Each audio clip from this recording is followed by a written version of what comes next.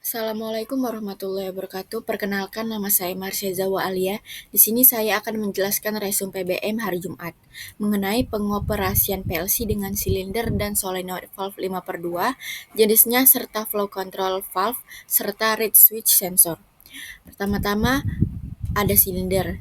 Di sini pengertian silinder adalah komponen aktuator yang berfungsi mengubah energi udara bertekanan menjadi gerakan mekanik, gerak lurus atau bolak-balik. Udara bertekanan masuk ke dalam silinder dan mendorong piston di dalamnya, sehingga menghasilkan gaya dorong atau tarik untuk menggerakkan suatu mekanisme.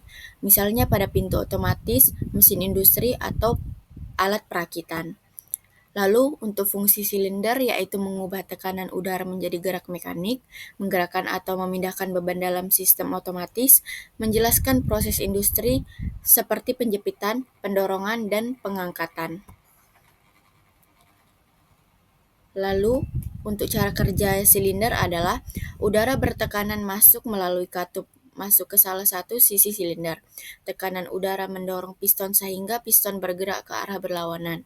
Gerakan piston ini menghasilkan gaya dorong atau tarik yang digunakan untuk menggerakkan beban atau komponen mesin. Setelah itu, udara keluar melalui sisi lain silinder lewat katup buang, dan piston bisa kembali ke posisi semula baik dengan tekanan udara dari sisi berlawanan atau dengan pegas, tergantung jenis silindernya. Selanjutnya ada solenoid valve 5/2. Untuk pengertiannya yaitu katup pneumatik yang memiliki 5 port lubang sambungan udara dan 2 posisi kerja yang dikendalikan oleh solenoid kumparan elektromagnetik. Lalu untuk fungsi solenoid yaitu mengontrol aliran fluida secara otomatis, bisa membuka atau menutup aliran tanpa harus diputar manual. Sebagai saklar aliran dalam sistem pneumatik atau hidrolik, mengatur udara tekan atau cairan agar sesuai kebutuhan sistem, mengatur aliran pada tipe 5/2, 3/2, dan lain-lain. Misalnya untuk menggerakkan silinder maju dan mundur, memberikan keamanan sistem, bisa memutus aliran secara cepat jika terjadi keadaan darurat. Lalu cara kerjanya yaitu mengubah energi listrik menjadi energi mekanik melalui gaya elektromagnetik untuk mengatur aliran fluida, membuka, menutup, atau mengalihkan jalur.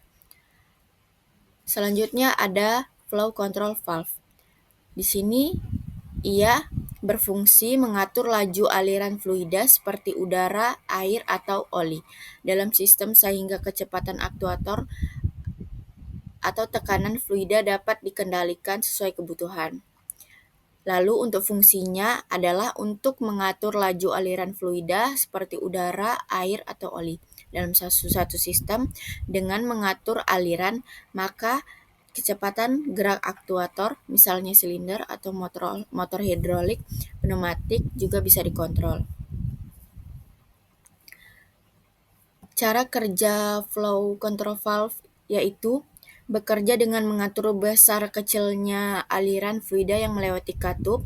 Di dalamnya terdapat orifice atau jarum pengatur yang bisa dibuka atau ditutup sesuai kebutuhan. Saat orifice dipersempit, aliran fluida yang lewat jadi sedikit sehingga gerak aktuator melambat. Sebaliknya, jika orifice dibuka lebih lebar, fluida mengalir lebih cepat dan aktuator bergerak lebih cepat. Lalu yang terakhir ada reed switch sensor. Nah, untuk pengertiannya yaitu komponen sensor yang bekerja berdasarkan medan magnet. Di dalamnya terdapat 2 bilah logam tipis yang tertutup rapat dalam tabung kaca kecil. Saat medan magnet mendekat, kedua bilah tersebut akan saling menempel. Dan ketika magnet dijauhkan, bilah akan terpisah, kontaknya terbuka. Lalu untuk fungsinya yaitu untuk mendeteksi keberadaan atau penggerakan benda yang memiliki magnet. Lalu mengubahnya menjadi sinyal listrik on-off.